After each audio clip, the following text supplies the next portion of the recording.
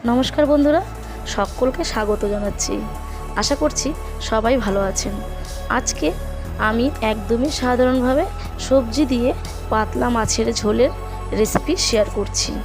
খুবই কম সময়ে তৈরি হয়ে যায় আর খেতেও ভীষণই সুস্বাদু হয়। এরও একটি রেসিপি থাকলে আর ভাত খাওয়ার জন্য অন্য কোনো সাইড ডিশের প্রয়োজন হয় না। তাহলে আসুন দেখে নেওয়া যাক আজকের আমার এই রেসিপিটি।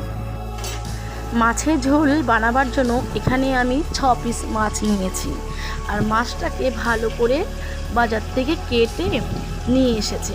তো মাছটাকে দেখে বেশ খুব আনন্দ পেয়েছি। তো ভাবলাম আজ আমি এই মাছটাকে দিয়ে কাঁচকলা আলু দিয়ে পাতলা ঝোল বানাবো।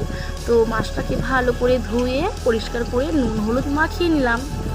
তেল কড়াইতে গরম করে মাছটাকে লাল করে উল্টে পাল্টে ভালো করে ভেজে নিলাম, ভেজে তুলে নিলাম।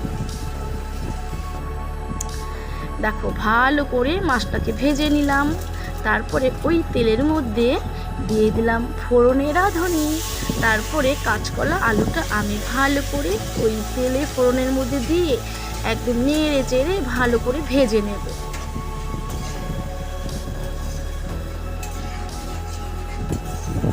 আর লাল করে ভেজে রান্না করলে আলু কাঁচকলাটা খেতে কিন্তু বেশ মজার লাগে। আর এই দিকে একটা মাছের ঝোল বানাবার জন্য মশলাটা আমি তৈরি করে নিচ্ছি। নিয়ে নিলাম হলুদ গুঁড়ো, জিরে গুঁড়ো, ধনে গুঁড়ো আর লঙ্কা গুঁড়ো। আর এই দিকে সবজিটাকে ভালো করে ভেজে আমি আবারও একটু নুন দিয়ে ভালো করে ভেজে নিচ্ছি।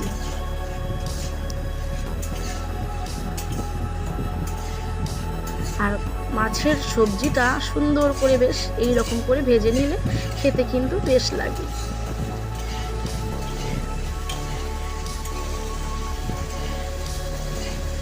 তো দেখো আমার প্রায় মাছ ভাজার আলু কাঁচকলা একেবারে রেডি হয়ে গেছে। এবার আমি যেই মশলাটা করেছি সেই মশলাটা একটু জল দিয়ে ভালো করে আমি ওই সবজির মধ্যে দিয়ে কষিয়ে রান্না করে নেব। ততক্ষণই আমাকে কষিয়ে নিতে হবে যতক্ষণ না তেল ছেড়ে দিচ্ছে। আর তেল ছেড়ে দিলে তারপরেই কিন্তু আমি জলটা দেব। তো দেখো ভালো করে আমি কষিয়ে নিচ্ছি। তেল কিন্তু এবার একেবারেই উঠে গেছে, তার মানে মাছের সবজিটা ভালো করে কষানো হয়ে গেছে। এবার আমি একটু জল দিয়ে দেব। দিয়ে দিলাম একেবারে জল, 1 কড়াই জল দিয়ে দিলাম।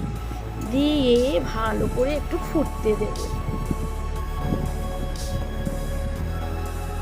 এবার ভেজে রাখা মাছটা, ঝোলটার ব্লক ফুটে গেছে, আমি তার মধ্যে মাছটা ভেজে রাখা মাছটা দিয়ে দিলাম।